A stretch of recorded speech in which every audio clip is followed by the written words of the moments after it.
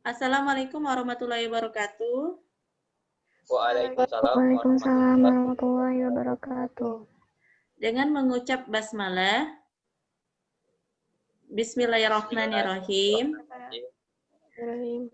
Kami dari kelompok 8 akan menjelaskan tentang teori pendekatan kontemporer, yaitu Neurolinguistic Programming, yang terdiri dari konsep, manfaat, dan tahapan.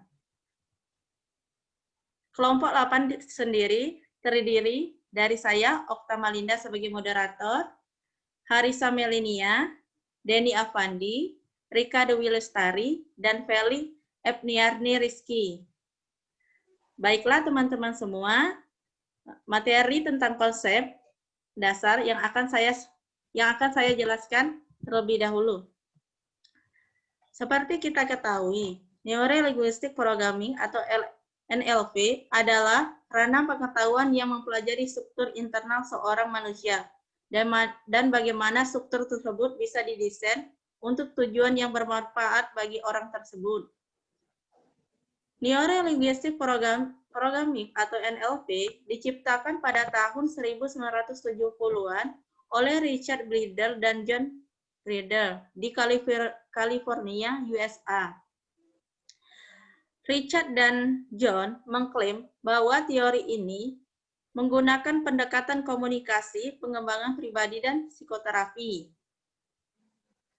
NLP sendiri atau Neuro-Linguistic Programming memiliki arti tersendiri, di mana neuro adalah saraf atau sistem saraf otak dan saraf seluruh. Sedangkan linguistik adalah bahasa, baik verbal dan non-verbal. Kemudian programming adalah memprogram.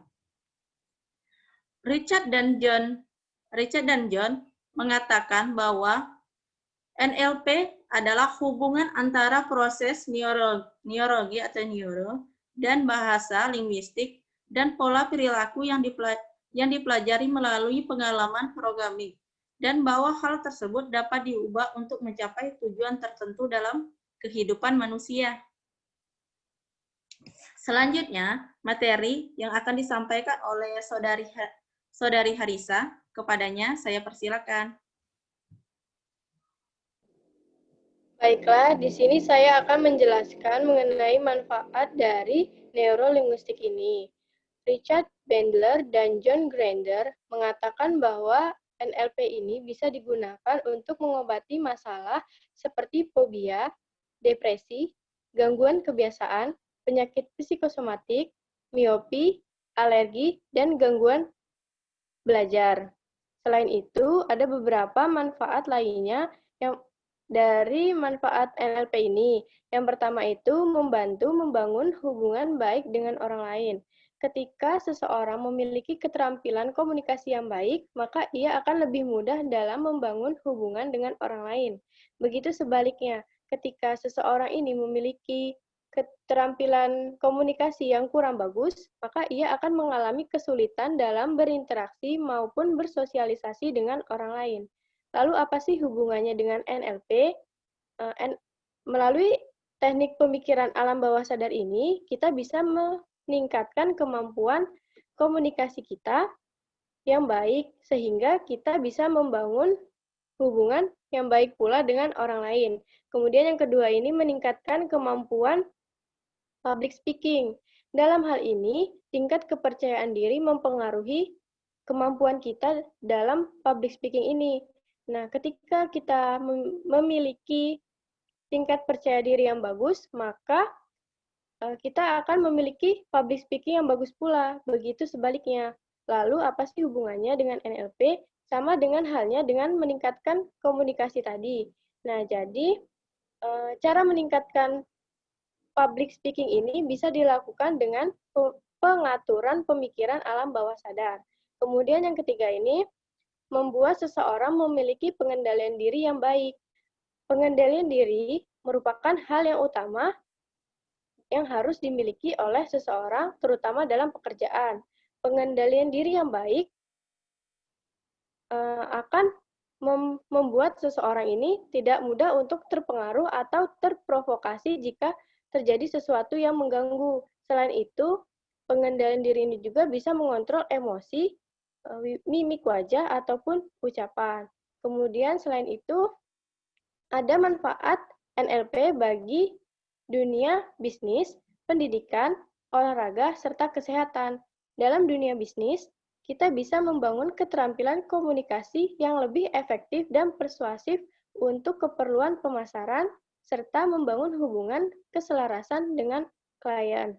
Kemudian dalam pendidikan, NLP ini digunakan untuk mengenali gaya belajar untuk peserta didik, sehingga peserta didik bisa mengetahui gaya belajarnya yang tepat agar dalam proses belajarnya, peserta didik ini akan lebih mudah memahami materi dan bisa memperoleh hasil belajar yang memuaskan.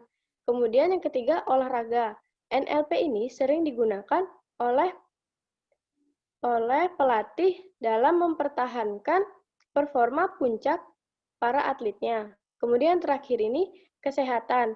NLP ini bisa digunakan seseorang untuk membantu mendapatkan hidup yang lebih menyenangkan, mengatur emosi, serta merubah kebiasaan buruk seperti ingin berhenti merokok dan ingin tidur malam lebih cepat. Ini akan disampaikan oleh saudari. Terima kasih Saudari Harisa. Baiklah, saya akan membacakan manfaat NLP dalam kehidupan pribadi, yaitu dapat mengontrol pikiran, emosi, dan perilaku kita dan mengontrol kehidupan. Kemudian memotivasi dan tetap termotivasi, memiliki tujuan yang jelas dalam kehidupan, dapat mewujudkan impian, menghancurkan mental block atau kepercayaan yang menghambat, memutuskan dan terarah dengan hasil yang baik, melepaskan emosi dan perilaku yang tidak diinginkan, meluruskan niat, karir, kesehatan, hubungan pribadi dan keluarga untuk kesuksesan yang lebih besar. Selanjutnya akan dibacakan oleh Feli. Baiklah, di sini saya akan menjelaskan tentang tahap-tahap dalam pelaksanaan pendekatan dengan menggunakan pendekatan Neuro-Linguistic Programming. Sebelumnya, di sini saya ingin menegaskan kembali, seperti yang dikatakan oleh Saudari Okta tadi, bahwa Neuro-Linguistic Programming atau NLP adalah model komunikasi interpersonal dan merupakan pendekatan alternatif terhadap psikoterapi yang didasarkan kepada pembelajaran subjektif mengenai bahasa, komunikasi, dan perubahan personal. Programming dalam NLP lebih berkaitan dengan bagaimana manusia mendesain ulang pola pikir dalam dirinya sesuai dengan kebutuhan yang diinginkannya. Metode ini sesungguhnya adalah suatu bentuk metode komunikasi, yaitu bagaimana seseorang dapat menyampaikan pesan secara santun dan bersahaja kepada para audiens. Nah, berikut ini ada beberapa cara untuk menciptakan pola pikir yang baru. Yang pertama yaitu membuat pola pikir yang senyata, sekonkret, dan sekomprehensif mungkin. Hal ini dilakukan dengan cara menuliskan dengan tepat apa yang kita inginkan, keyakinan baru apa yang ingin dijalani, sikap atau pendapat baru apa yang ingin diterapkan, kebiasaan mental dan pola baru apa yang akan bermanfaat untuk diterapkan, apa nilai-nilai diri yang sesungguhnya, harapan-harapan apa yang akan membawa diri kepada keberhasilan, ingin menjadi siapakah kita ketika membaca pola pikir yang baru, dan gambar kehidupan yang diinginkan, bagaimana rupa gambar itu, di mana diri kita, bagaimana perasaan kita, apa yang dilihat, siapa yang ada di dekat kita, akan seperti apakah suatu hari yang dijalani jika kita menjalani hidup dengan sikap, keyakinan, dan pikiran baru itu. Nah, mulailah dengan menulis, aku sangat gembira dan bersyukur sekarang karena bla bla bla, kemudian lanjutkan untuk menggambarkan keyakinan, sikap, pendapat, kebiasaan mental, nilai-nilai, dan harapan-harapan yang tepat seperti yang kita inginkan. Yang kedua, berpikir secara tidak terbatas. Jadi di sini kita perlu membiarkan diri untuk membayangkan masa depan dan sikap terhadap diri sendiri, orang lain, dan bagaimana dunia bekerja tepat seperti yang kita inginkan. Jangan sekedar berusaha mendapatkan apa yang kita pikir dapat kita peroleh. Wujudkan kehidupan yang benar-benar diinginkan. Jadi dalam hal ini kita perlu melakukan suatu usaha untuk mencapai apa yang kita inginkan. Tidak hanya sekedar berangan-angan atau berhayal saja. Yang ketiga yaitu memastikan diri untuk menuliskan dalam kalimat seolah-olah kita sudah memilikinya. Kita tidak boleh berpikir dalam bentuk suatu hari atau menulis aku akan. Tulislah dan alamilah seolah-olah hal itu terjadi saat ini, sekalipun hasilnya belum terwujud. Kita bisa menulis misalnya, aku suka mendapatkan nilai A dan memperoleh IPK yang tinggi. Karena hal itu memungkinkan aku lulus dengan predikat cum laude. Berikan pemikiran alam bawah sadar kita, pesan bahwa realitas ini sudah nyata dalam hidup kita. Ingatlah bahwa alam bawah sadar menerima segala sesuatu yang diberikan kepadanya tanpa menyunting, menyensor, atau menilai. Jika kita menuliskan bahwa itu akan terjadi nanti, hal itu memberitahukan kepada alam bawah sadar kita bahwa kita tidak memiliki apa yang kita inginkan dan belum menjadi orang yang kita inginkan. Ketika kita mengatakan aku akan, hal itu berarti kita sedang mengatakan kepada alam bawah sadar kita bahwa kita tidak demikian. Nah, selanjutnya akan dijelaskan oleh Saudara Denny. Kepada Saudara Denny kami persilakan. Baiklah, teman-teman bisa didengar nggak nih suara saya? Tes. Bisa. Bisa. Baiklah, langsung saja ya. Saya di sini menambahkan tahapan dari Saudari Feli, yaitu tambahan dari saya itu yang pertama, buatlah pola pikir yang bersifat rasional dan yang bersifat emosional. Nah, pola pikir yang bersifat rasional dan emosional ini sangatlah diperlukan dalam berpola pikir. Karena memang kedua hal tersebut memang suatu keterkaitan yang dimana jika kita hanya berpikir secara rasional saja, maka akan mengakibatkan kita pada kekerasan. Sebaiknya jika kita berpikir secara emosional saja, maka akan mengakibatkan kita kepada kebodohan. Namun, jika kita mampu mengaplikasikan antara sifat rasional maupun sifat emosional, maka akan mengakibatkan diri kita menjadi lebih bijak. Berikutnya itu, berhati-hatilah dalam menyatakan sesuatu. Sebenarnya, sudah menjadi rahasia umum untuk kita semua agar berhati-hati dalam menyatakan sesuatu. Namun, pada konteks neuro-linguistic programming ini, kita ditekankan untuk berhati-hati dalam menyatakan sesuatu itu, yang mana kita hanya ditekankan pada sesuatu yang kita inginkan saja, tidak pada sesuatu yang tidak kita inginkan. Kenapa demikian? Karena pikiran kita itu sulit untuk memproses kata tidak. Misal, contohnya nih, ketika kamu menyatakan untuk tidak lagi berpikir pada masa lalu, maka dapat dipastikan ketika itu juga kamu akan berpikiran tentang masa lalu, sebelum kamu dapat mengatakan pada pikiran kamu untuk tidak berpikiran tentang masa lalu tersebut.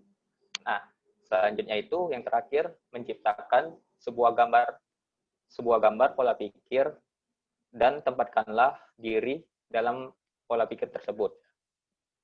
Bagaimana maksudnya? Misalnya kita contohkan ketika kita berpikir akan menjadi sukses, maka hendaklah kita jangan hanya sekedar berpikir saja, melainkan kita harus memposisikan diri kita dalam pikiran kita tersebut bahwa kita benar-benar memang akan sukses. Yang dimana hal tersebut untuk memicu diri kita untuk menjadi lebih baik lagi, untuk lebih semangat lagi dalam mengejar kesuksesan tersebut. Baiklah, itu saja tambahan dari saya. Saya kembalikan lagi kepada Saudari Okta. Terima kasih. Terima kasih teman-teman semua. Dari beberapa materi yang sudah kita jelaskan, dapat saya simpulkan bahwa Neuro-Linguistic Programming atau NLP adalah pendekatan alternatif dari psikoterapi yang digunakan oleh konselor untuk menyusun kembali pola pikir konseling dalam komunikasi interpersonal agar konseli dapat berinteraksi dengan orang lain dengan baik. Sepertinya sekian materi dari kelompok 8. Saya tutup dengan mengucapkan lafaz hamdalah. Alhamdulillahirabbil alamin. Kepada Allah saya mohon ampun. Kepada teman-teman semua, jika ada salah kata saya mohon maaf. Saya akhiri. Wassalamualaikum warahmatullahi wabarakatuh. Waalaikumsalam warahmatullahi wabarakatuh.